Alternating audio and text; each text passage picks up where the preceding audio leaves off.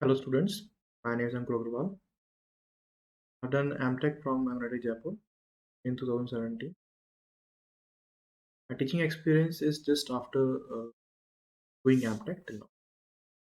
I'm teaching you the engineering mechanics and we will start with the second lecture. So the next topic is equilibrium. So let's understand what is equilibrium. See, what the when the body is said to be in equilibrium. Suppose we have one body. When this body is said to be in equilibrium, when suppose if we apply one force, this if these forces F1 and F2 are balanced means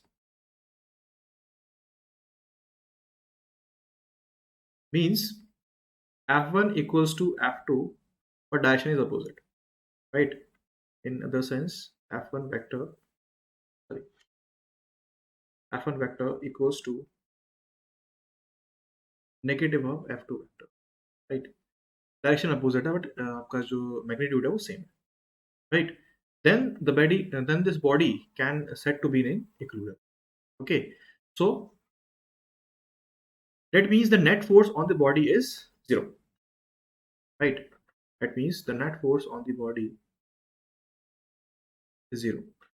And as we know, the force is equals to the mass into acceleration. As we are saying the net force, so acceleration is net acceleration is equals to 0. So mass cannot be 0, as we know. And so in other words, we can say that acceleration of the body is 0. So whenever the acceleration of body is 0, then it's give us two conditions. Either the body is at rest, that means it's having a 0 velocity, right? Or object or a body is moving with a uniform velocity, right? It's having non-zero velocity, but the velocity is constant, right? The velocity is constant. So these are the states in which body can lie in under the equilibrium condition. Okay, so next we will see what are the forces under equilibrium. So there are the two principles under the equilibrium forces of equilibrium. So first, the two force principle. So what is this principle says? This principle says that if the two force that act on an equilibrium body, right? Two forces that act on an equilibrium body, then these two forces must be equal in magnitude but opposite in direction, and these two forces must be collinear. Okay, these two forces must be collinear. Let's understand this with the example as given below. See, this is our body, right? This is the force F1, this is the force F2. So what should be the condition as I described this in a previous example, that कि अगर body में force लग रहा है और वो equilibrium conditions पे है और टू फोर्स लग रहे हैं, तो दोनों फोर्स क्या होने चाहिए? इक्वल होने चाहिए in magnitude, opposite in direction, and they are to be collinear. तो what is a collinear? This, आप ये लाइन देख पा रहे हैं, ये लाइन बता रही है कि जो फोर्सेस हैं वो एक ही लाइन को कॉन्साइड कर रहे हैं, right? So these two forces must be collinear. Okay, let's see the next example. इसमें बस सिंपल यही है, बॉडी आपकी वही है ना, बट जो बॉडी है उसका फोर्स एक एंगल पे लग रहा है. Okay, but still this having the equivalent position. Why? Because this force is F1 and this force is F2. These two are equal in magnitude. Magnitude of F1 equals to the magnitude of F2, right?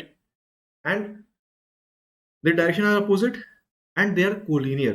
This line says that this is the collinear. Okay, so the two principles says, as I repeat, two principles says that two forces act on a body which is in equilibrium, so equilibrium condition. So these two forces must be equal in magnitude, opposite in direction, and these two forces must having the collinear line of actions. Okay, let's move to the next three force principle. Three force principle is that if a body having a three force, let's suppose this body having three force F1, F2, this is F3, right? So suppose this is the origin, yeah, or center of mass of the body, okay, on which this force is lying, right? So, so what does the three force principle says that if three forces mounting on a body and body is in equilibrium, so that means the resultant of two forces must be equal and opposite to the third force. That means the result, if we consider the resultant of F1 and F3 be in this direction, okay, so this direction and this force must be equals to what? Must be equal to, sorry, must must be equals to F3. Suppose I am saying this is F4. So this F4 must be equals to minus of F2, right? This is the third force principle. मैं दोबारा repeat कर देता हूँ, अगर कोई body पे तीन force पड़ रहे हैं और बॉडी इन इक्विलिब्रियम कंडीशन पे है, तो कोई भी दो फोर्स का रिजल्टेंट, ओके, कोई भी दो फोर्स का रिजल्टेंट थर्ड फोर्स के अपोजिट होगा, इक्वल मैग्नीट्यूड होगा और कोलिनियर होगा, right? Okay, so let's move to the theorem called the Lamini's theorem. So this is the application of three force principle, and what this Lamini's theorem says that कोई भी body है, okay, कोई like कोई body है, उस पर तीन force पड़ रहा है, ओके, तीन फोर्स पड़ रहे हैं, these three forces, okay, and these three forces, let's suppose यहाँ पे ये F1 है, ये F2 है, ये F3 है, okay. So what the three force principle says कि कोई भी दो का रिजल्टेंट तीसरे के इक्वल एंड अपोजिट होगा, राइट? ठीक है. अगर मैं इसको ए भी बोल सकता हूँ, अगर अगर अगर ये हम ये बोल रहे हैं the resultant of first and second, suppose वो आपका F4 था, and what we are saying that F4 equals to minus of F3, या फिर मैं इसको ऐसे बोल सकता हूँ that F4 plus F3 equals to 0. That means मैं वैल्यू पुट करने वाला हूँ F4 की, जो कि ये थी, ठीक है. I am putting this value and what we are getting F1 plus F2 plus F3, right, equals to 0. This is Lamini's theorem. Okay, this is the conclusion of Lamini's theorem. And what Lamini's theorem says that the force, any force, let's consider this example, okay, any force, let's suppose take P force, okay, P, the magnitude of this P force is proportional to the sine of the angle between the other two forces. Sine of the angle between the other two forces. That means if I talking about this P force, then sine of the angle between the other two forces, वो क्या है? Alpha. Okay, so alpha, sine of alpha is proportional to the force, P. Okay, अगर मैं इसको proportionality हटाता हूँ और sign इधर ले आता हूँ, this proportional to 1, and sine of P upon sine alpha equals to some constant.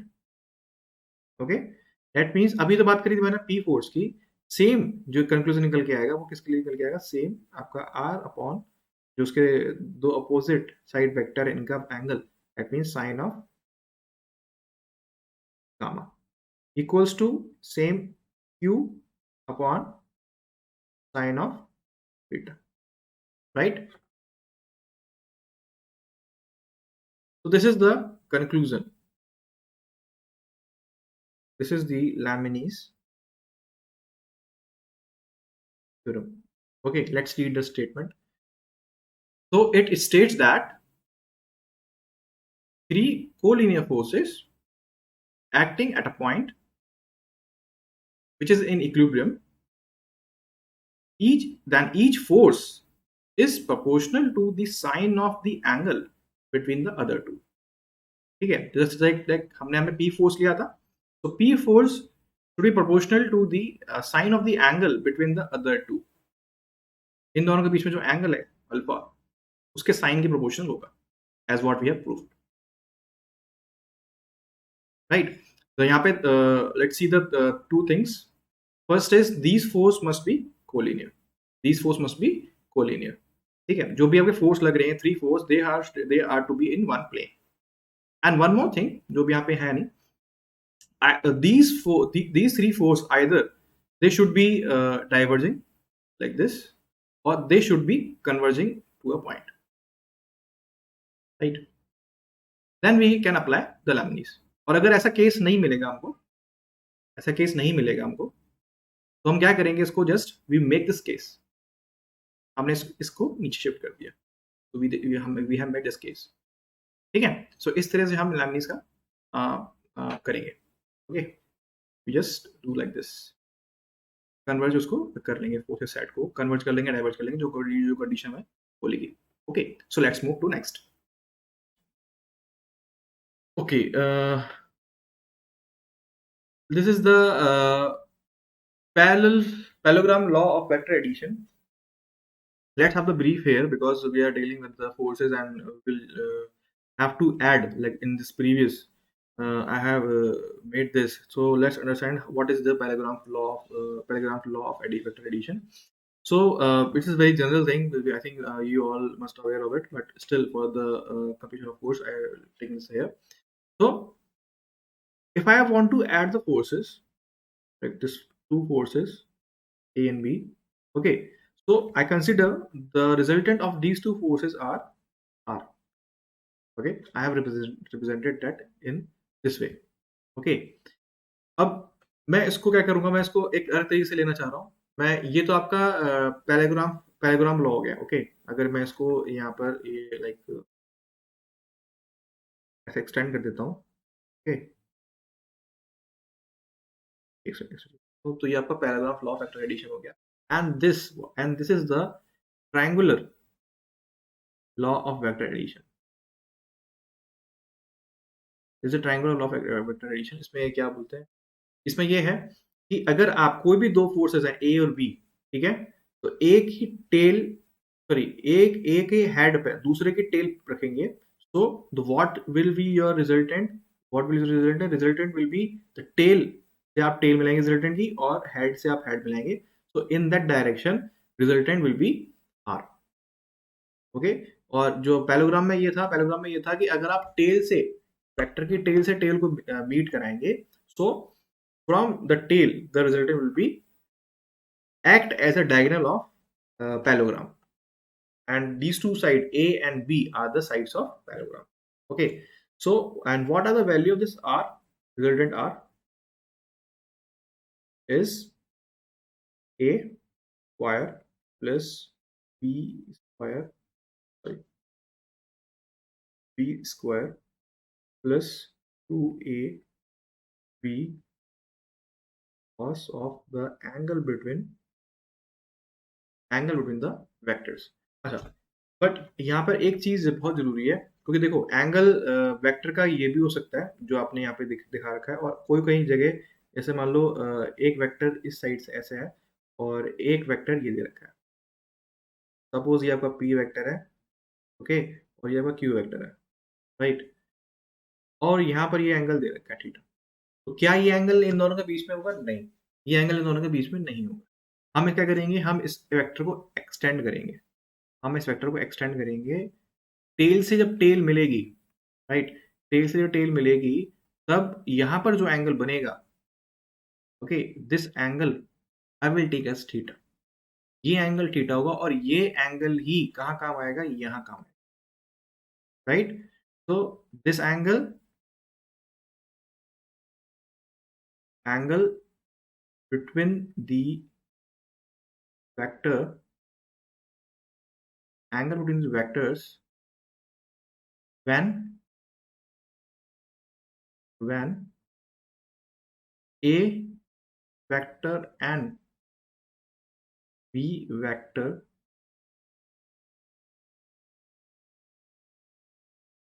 vectors a vectors and b vectors tails are met. Okay, जब दो वेक्टर की टेल्स मैट होंगी तब जो ये एंगल सस्पेंड करेगा दैट इज थीटा, और वो थीटा यहाँ पे यूज होगा. Okay okay, so next Varignon theorem. Okay, so let's see what is this. Varignon theorem says that if the first thing, it is for the concurrent force system. Okay, so what is the concurrent force system? कहीं भी आपको ये word मिल जाए concurrent, right, concurrent आपको कहीं भी ये word मिल जाए, इसका मतलब ये है जो भी फोर्सेस हैं, सपोज हमारे पास ये है, राइट, ये आपका पॉइंट मास है, इस पे फोर्स लग रहा है, राइट, इस पे फोर्स लग रहा है, एंड दीज फोर्सेस, ऐसे मैं बोल रहा हूँ कि ये P फोर्स है, Q फोर्स है, ये R फोर्स है. So concurrent, what concurrent means? That means the summation of all these forces are zero. Summation of all these forces are zero. This means the concurrent. Concurrent force system means says that किसी भी body पे आपके force लग रहे हो, not the three force, मान लो 5 लग रहे हैं, 6 लग रहे हैं, 7 लग रहे हैं, 8 लग रहे हैं, इनफाइनाइट लग रहे हैं, but the vector sum of all these forces must B zero. This means the concurrent force system. Okay, this means the concurrent force system. So the vector for the concurrent force system, the vector sum of the torque for all the individual forces about a single point, किसी भी single point के about in सारे forces से individually लिया गया torque का sum क्या होगा? It will be equal to the torque that calculated from the resultant force. ठीक है, that calculate for the resultant force, for the resultant force about the same point. जिस point के about individual forces से torque निकाला गया था और उनका सम किया गया था, वेक्टर सम किया गया था, that will be equals to the sum of resultant of this force and torque calculated from this force, वो इसके इक्वल होगा. Okay, let's see with the example. Clear this, आप इसे नोट कर लिए concurrent force. Okay, so let's move to the example. Suppose ये आपका concurrent force system है, जिसमें ये मैं मान रहा हूँ कि आपका ये F1 force है, and this is F2 force, this is F3 force, this is F4 force. Okay, तो और मेरा जिसके अबाउट मुझे पॉइंट निकालना है, that point is somewhat here. Okay, I call this point A, और इस पॉइंट से मुझे क्या निकालना है? इन जो आपके फोर्सेस लग रहे हैं, इस फोर्स के लिए मेरे को टॉर्क निकालना है, राइट. तो मैं पहले इसको एक पोजीशन वेक्टर से ज्वाइन कर दूंगा, and I will call this position vector as R vector. Okay, and what is the torque? Torque, we all know, torque vector is equals to, it's a cross product of position vector and force, right? Simple सी बात है, अगर मुझे torque निकालना होगा about the point A for the force F1, so it will be the position vector into the F1, right? Same मैं निकालूंगा torque T2, torque T2 because of this F2 force, T3 because of this F3 force, and T4 because of this F4 force. And what I'll do the summation of all such torque from the individuals forces. Okay, तो वो क्या होगा? Torque T1 plus torque T2 plus torque T3 plus torque T4, and the values of these are r vector into F1 vector plus r vector into F2 vector plus r vector into F3 vector plus R vector into F4 vector. Okay, यहां से मैंने are common ले लिया। Okay, तो bracket में क्या बचा, F1 vector plus, sorry, F1 vector plus F2 vector plus F3 vector plus F4 vector, and vector sum of all these forces क्या होगा, वो होगा आपका रिजल्टेंट फोर्स। और ये था यहाँ पे आर वेक्टर, ये क्या हो जाएगा एट लास्ट, ये साथ summation of individual torque, right, this is the summation of individual torque, vector sum. ये क्या है, vector sum of all all torque torques of all individual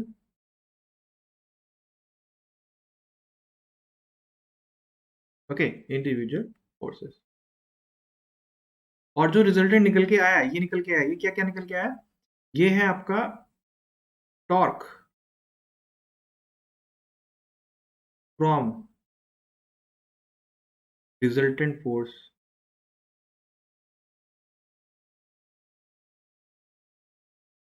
right. So the torque from the resultant force about the same point, किसके about, about the same point A, किसके equal है, the vector sum of all the torques for the individual forces about the same point A. ठीक है, so this is equals to the summation of all the torque, right?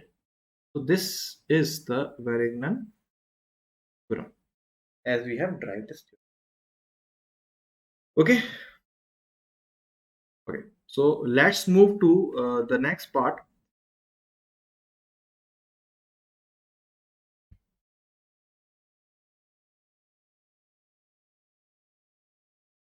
Laws of motion.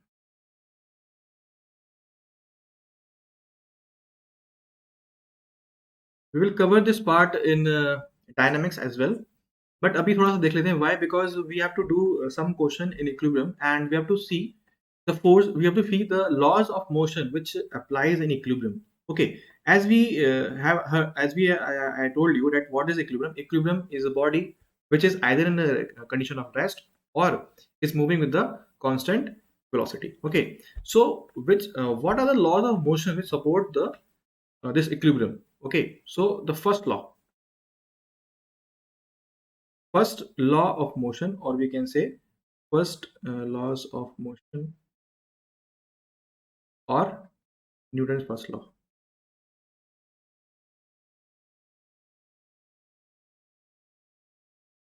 क्या बोलता है Newton first law, वो भी हम देखते हैं। और इसको एक और सपोर्ट करता है, that is third law, third law of motion और न्यूटन्स थर्ड लॉ। ठीक है, बात बराबर है। अब फर्स्ट लॉ सपोर्ट क्यों करता है, पहली बात, क्योंकि देखो फर्स्ट लॉ हमें क्या बोलता है, फर्स्ट लॉ में ये बोलता है कि कोई बॉडी रेस्ट करे तो रेस्ट पर रहेगी, कोई बॉडी मूव कर रही है विद कांस्टेंट वेलोसिटी तो मूव करती रहेगी with constant velocity until and unless उस पर कोई एक्सटर्नल फोर्स अप्लाई ना हो जाए, राइट। दैट मींस जो आपका फर्स्ट लॉ है वो सपोर्ट करता है पूरा पूरा इक्विलिब्रियम। क्यों, क्योंकि बॉडी आपकी एक ऐसे सिस्टम ऑफ फोर्सेस में इंडल्ज है जो कि बॉडी में कोई भी चेंज नहीं लेके आ रहे हैं। बॉडी अगर रेस्ट पर है तो रेस्ट पर ही रहेगी, जो भी फोर्स लग रहे हैं उस पर, और जो भी बॉडी मोशन पे है तो मोशन पे ही है। दैट मीन्स जो उस पर नेट फोर्स लग रहा है वो जीरो है। अगर उसका नेट फोर्स जीरो नहीं होगा तो वो क्या होगी, बॉडी इक्विलिब्रियम स्टेट से हट जाएगी। ओके, तो इसका एक सिंपल सा मतलब ये है कि आपका जो नेट फोर्स बॉडी में है वो जीरो है, so we can apply this force in equilibrium state. Okay, and what is third law सेड्स, what is third law सेड्स, the every action has it equal and opposite reaction. Okay, कोई body, दो body है, एक body दूसरी body पर force लगाएगी तो दूसरी body भी पहली बॉडी पे उतना ही फोर्स लगाएगी। Okay, so let's understand these two forces in brief. Okay, first so first law what is से एज आई सेड दैट कि कोई बॉडी है रेस्ट पर है तो रेस्ट पर रहेगी, मोशन है तो मोशन में ही रहेगी, कब तक? जब तक उस पर कोई एक्सटर्नल फोर्स अप्लाई नहीं हो जाता.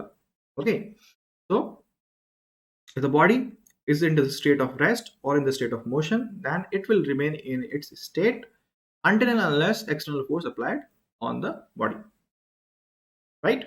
So let's see the example. कोई अगर बॉडी है वो v वेलोसिटी से मूव कर रही है, it is the constant velocity, तो वो मूव करती रहेगी. व्हाई? बिकॉज जिस सरफेस पे ये मूव कर रही है वो सरफेस कैसा है?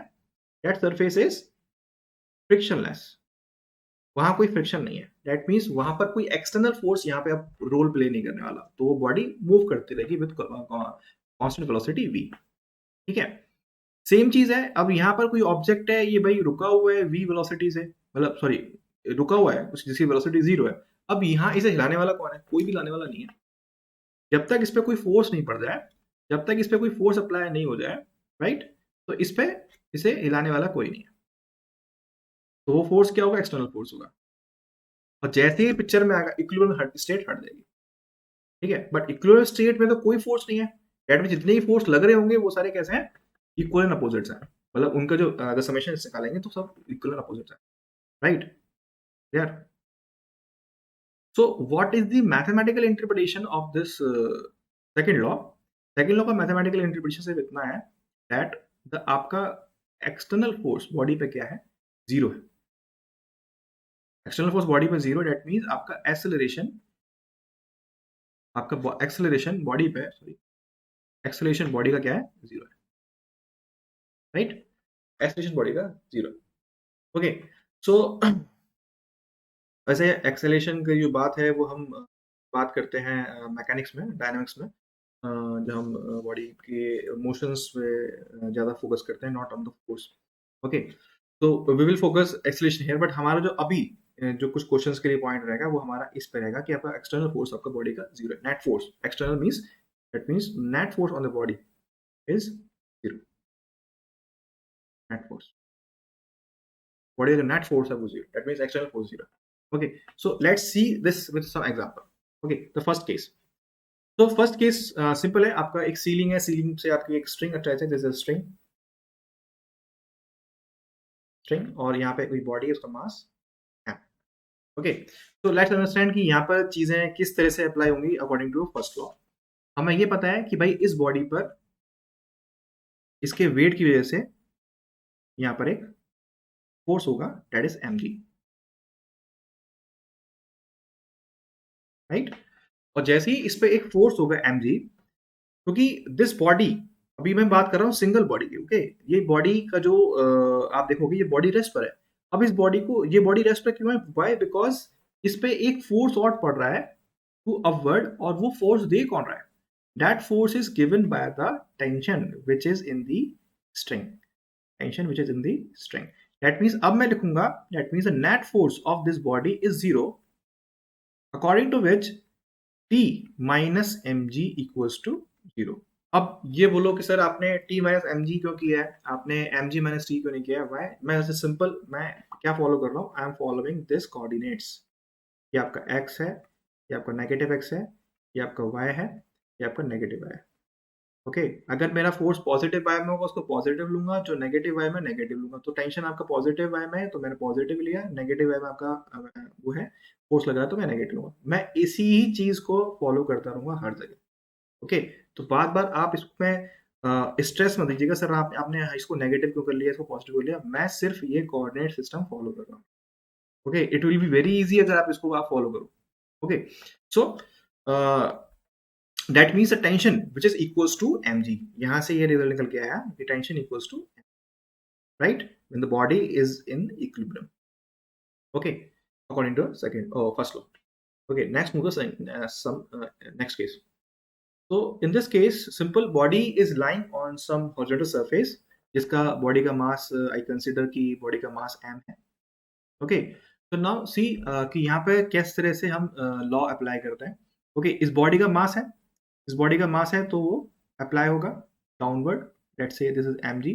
Okay, अब बॉडी का मास mg है तो उसकी वजह से इस बॉडी पर, ओके, इस उसकी वजह से इसी बॉडी पर कहाँ फोर्स लगेगा टू बैलेंस, क्योंकि देखो अगर इसका मास है, ठीक है, इसका मास है तो क्या होगा, तो गिरेगा नीचे।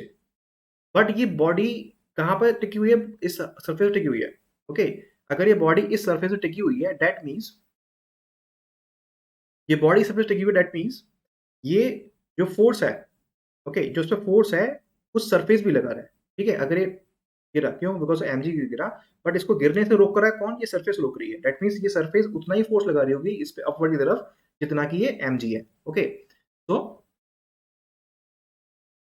व्हाट आई वाज सेइंग कि इस पे एक फोर्स पड़ रहा होगा, वो फोर्स दे कौन रहा होगा, वो फोर्स दे रहा है आपका ये सरफेस, और वो फोर्स होगा इस सरफेस पे, and that will be the normal reaction जिसको हम बोलते हैं। Okay, so now according, because ये बॉडी आपकी रेस्ट पर है, that means the net force on the body is zero, और इससे मैं बोलूंगा कि N minus M G equals to zero, that means N equals to M G. That means यहाँ से हमें ये निकल के आता है कि नॉर्मल रिएक्शन जो किसी बॉडी में पड़ रहा है वो किसके इक्वल आ रहा है, एम जी के इक्वल आ रहा है। Okay, so let's move to the next law. So third law, तो what is the third law says, अब जो बताया मैंने कि कोई दो बॉडी है। अच्छा हाँ, first thing, these this law is applied to the two body, okay, two body system, two body, यहाँ पे दो बॉडी चाहिए ये लॉ अप्लाई करने के लिए। ठीक है, ये सिंगल बॉडी पे अप्लाई नहीं होता, फर्स्ट लॉ सिंगल बॉडी पे अप्लाई होगा, थर्ड लॉ सिंगल वो सेकंड लॉ सिंगल बॉडी पे अप्लाई होगा, लेकिन थर्ड लॉ के लिए दो बॉडी चाहिए। ठीक है, सो व्हाट इट सेज कि अगर कोई एक body, if a body exerts force on B, then certainly the B will also exert the force on A, that will be equal in magnitude but opposite in direction, and this two forces having the co-linear line of action। ठीक है, ये दो forces आपके co-linear line of action को follow करेंगे। Okay, suppose ये दो body है A and this body B, और बॉडी A ना, सपोज ये दो बॉडी है, body A and body B, body A and body B, body A ने इसको फोर्स दिया, बॉडी A ने इसको फोर्स दिया, तो क्या होगा, ये फोर्स इस बॉडी पे पड़ा, तो इस ये वाला जो जो ये बॉडी है, ये बॉडी भी इसको एक फोर्स देगी at the same time. See, at the same time ये इस बॉडी को भी उतना ही फोर्स लगा, उतना ही इस बॉडी को फोर्स लगा। दैट मीन्स ये जब ये यहाँ पे स्ट्राइक कर रहा था, इसने यहाँ पे इसको फोर्स दिया, उतना ही फोर्स इस बॉडी को ही पड़ा। ओके, दैट मीन्स अगर इसने एक्शन किया तो इसको रिएक्शन मिला, या फिर इसने एक्शन किया तो इसको रिएक्शन मिला। ओके, सी अंडरस्टैंड, इसको यहाँ पे समझते हैं कि ये जो फोर्स है, this force is on B because of A, and this is the force on A because of B. So these two forces must be equal in magnitude but opposite in direction, right? This negative, right? और there line of action, हमें पता है ना कि जो आपका collinear है, collinear क्या होगा, line of action of force, line of action of force should be collinear, जो उनका लाइन ऑफ एक्शन है वो सेम ही होगा, राइट? तो यहाँ से ये निकल के आता है, इसका मतलब ये भी होता है, जैसे मान लो बहुत सारे ऐसे एग्जांपल्स हैं जिससे ये चीज़ प्रूव भी हो जाती है। ऐसे कोई मैन है, सपोज वो बोट में है, और बोट से लेट्स से ये बोट है, और बोट से वो चल रहा है, और बोट पानी में, राइट? और बोट पानी में है, तो क्या होता है, ये मैन आगे चल रहा है, तो ये मतलब ये फोर्स आगे आगे चल रहा है, तो क्या होगा, बिकॉज ऑफ फ्रिक्शन, तो यहाँ पे फ्रिक्शन लगेगा जिसकी वजह से बोट पीछे की तरफ मूव करेगी। ओके, मैन आगे मूव कर रहा है, ये चीज पीछे की तरफ, बोट पीछे की तरफ मूव करेगी। दैट मीन्स जितना भी एक्शन मैन ने दिया बोट को, उतना ही रिएक्शन बोट करेगी। तो यहाँ पे टू सिस्टम होंगे, तो यहाँ पे ये लॉ लग जाता है। Okay, so let's understand with some other example what is this, how this apply in equilibrium. Okay, so the first case, same case जो आपका स्ट्रिंग वाला सिस्टम था, राइट? सीलिंग में स्ट्रिंग लगी हुई है, उसका मास m है। अब यहाँ देखते हैं कि यहाँ पर किस तरह से सेकंड लॉ अप्लाई करेंगे। ओके, अब sorry sorry sorry third law apply करेंगे। यहाँ पर ये अर्थ है, राइट? और हमें ये पता है from the basic definition we know that कि if two masses are in the universe they will attract each other. That is the law of gravitation. Okay, so according to the law of gravitation, what is this? The mass of earth is me, और mass of जो भी अभी object लटका हुआ है उसको हम mass m बोल दिया. So what is the law of gravitation says? The law of gravitation says that it is g into me into m upon the distance between the two masses. जो mass के बीच में दो distance है, distance है, that is the r square, r का square. Okay, so that means जो force Fg पड़ रहा है किसको, अर्थ को, because of attraction, वो कहाँ पड़ रहा है, upward, है ना. And because of attraction the mass also feel the same force but opposite in direction. Same force but opposite in direction. Okay, so this is the mass, this is the force Fg जो किस पे लगा है, मास पे लगा है, and same force Fg will be on the earth. Earth को भी सेम चीज फील होगी. And this Fg we will know very well, ये कितना होता है, this is m into g, mass into the acceleration due to gravity. Okay, so that means किसी भी मास, किसी भी बॉडी पे उसका अगर वेट हम काउंट करते हैं, that weight is because of the third law. Okay, that weight is because of the third law, and that why this is because this body is in rest. Okay, यहां से ये निकल के आता है कि आपका जो वेट है वो कितना है, mg है. Okay, let's move to the next example. So in this same example लिया हुआ है, यहाँ पर हमने ये देखा था कि अब हम यहाँ पे वेट की बात नहीं करेंगे, हमने वेट देख लिया. ओके, अब हम यहाँ पे इसका एफपीडी बनाते हैं. यहाँ पे इसका बॉडी का वेट लगा हुआ है, तो मैं बोल ले रहा हूँ एम, इस बॉडी का मास एम है. एंड टू काउंटर दिस, अभी हमने बात करी थी फर्स्ट लॉ में. फर्स्ट लॉ में क्या होगा, इसे काउंटर करने के लिए, अब देखो, अब थोड़ा सा अभी और समझते हैं एक अलग एंगल से. सपोज ये आपका ऑब्जेक्ट है, इस सरफेस पे रेस्ट कर रहा है. ओके, अब इस सरफेस पे रेस्ट कर रहा है, दैट मीन्स इस बॉडी पर एक फोर्स लगा है, उसने लगाया सरफेस ने लगाया इस बॉडी पे. ठीक है, अब सरफेस ने इस बॉडी पे फोर्स लगाया, दैट मींस इस सरफेस को भी तो एक फोर्स लगा. दैट मींस देखो, अब ये बॉडी गिरी, अब ये नीचे क्यों नहीं गिरी, वाई, बिकॉज इसने इस सरफेस से फोर्स लगाया. दैट मींस इस बॉडी ने भी इस पे उतना ही फोर्स लगाया होगा, राइट. मैं यहाँ पे ये बोलना चाह रहा हूँ. तो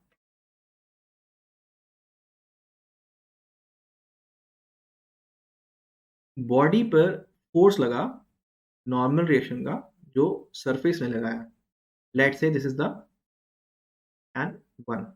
ओके, इतना ही फोर्स सरफेस को भी लगा, सॉरी, इतना ही force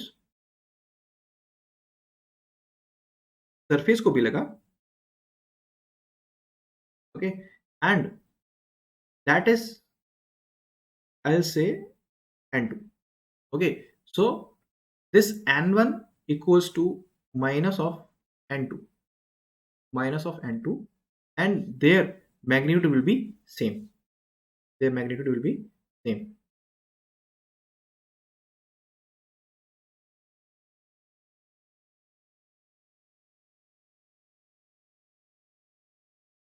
Right? Their magnitude will be same. अगर हम इस पर, क्योंकि देखो जो आपका फर्स्ट लॉ है वो एक सिंगल बॉडी के लिए अप्लाई हो रहा है, और सिंगल बॉडी के लिए यहाँ पर दो फोर्सेस हैं. कौन कौन से, N1 and mg. N1 positive because वो पॉजिटिव वाई डायरेक्शन में, mg नेगेटिव, वो नेगेटिव वाई डायरेक्शन में, यहाँ से निकल के आता है N1 equals to mg.